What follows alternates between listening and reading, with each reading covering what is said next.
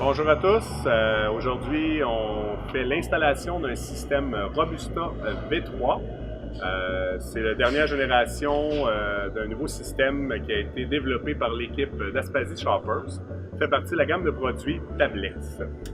Dans chacune des boîtes, vous allez trouver systématiquement une feuille d'indication au niveau de l'installation mécanique et surtout la feuille de recette, si on peut dire, qui est associée à chaque planigramme pour chacune des sections concernées. Donc à chaque fois, vous allez avoir exactement l'ordre d'assemblage des composantes en fonction du planigramme visé.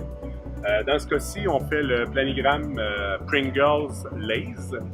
Donc, très simple. On commence par la première composante que vous allez trouver, qui est ce qu'on appelle la bande de retenue, qui va fixer l'ensemble du système à la tablette. Avec chaque boîte, vous allez avoir ce qu'on appelle dans notre jargon le sapin de fixation. Donc, ce que ça nous permet de faire, c'est de fixer solidement, mais de pouvoir par la suite aussi l'enlever avec un tournevis ou un outil de plastique très simple pour pouvoir changer le positionnement de vos planigrammes avec le temps. Donc, quand même une grande souplesse. Donc, on installe tout simplement le sapin. On va voir les insertions ont une marge de manœuvre pour s'adapter à tous les types de tablettes qui existent. Donc, très simplement, ne pas oublier de poser la bande de caoutchouc vers l'avant. Donc ça, c'est la bande de retenue qui va empêcher le déplacement latéral trop facile de chacun des séparateurs, donc de maintenir en bonne position chacun des séparateurs.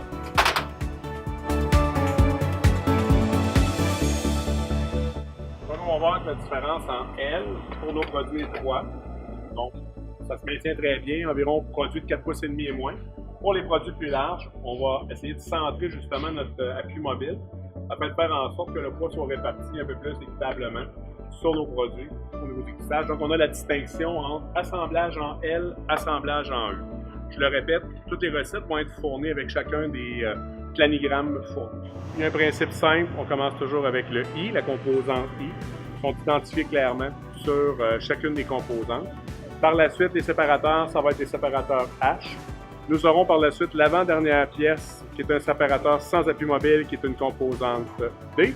Et nous finissons avec la dernière composante, qui est une L, c'est l'extrémité droite. Donc, ce qui est important quand on assemble, peu importe la composante, séparateur ou glissière avec appui mobile, vous allez voir, il y a un petit rebord sur notre bande de retenue, dans lequel on vient insérer la petite bande la prédominance avant, qui va assurer une stabilité à long terme du système. Donc, je viens insérer mon devant avec une légère inclinaison pour ensuite m'assurer de pouvoir intégrer fermement les clips en bon français, si on peut dire. Donc, on a la bande avant ici qu'on voit caoutchouter et la deuxième bande arrière qui vont servir aussi d'endroit où on va solidifier le système pour éviter le déplacement latéral. La deuxième composante et les suivantes, c'est toujours les composantes H qui vont être les séparateurs jusqu'à l'avant-dernière pièce que nous verrons un petit peu plus tard. Le secret pour tous les produits, c'est de s'assurer de retrouver la partie la plus large du produit qu'on va utiliser comme élément de mesure.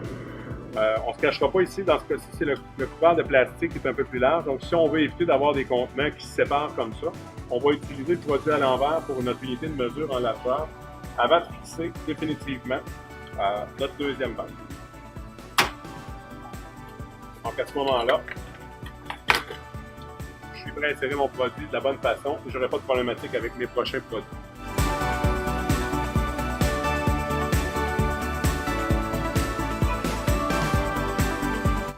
L'avant-dernière composante, systématiquement, vous allez obtenir le D et la dernière composante, le L. Donc, la différence, c'est que le D est uniquement un séparateur sans appui mobile avec retenue.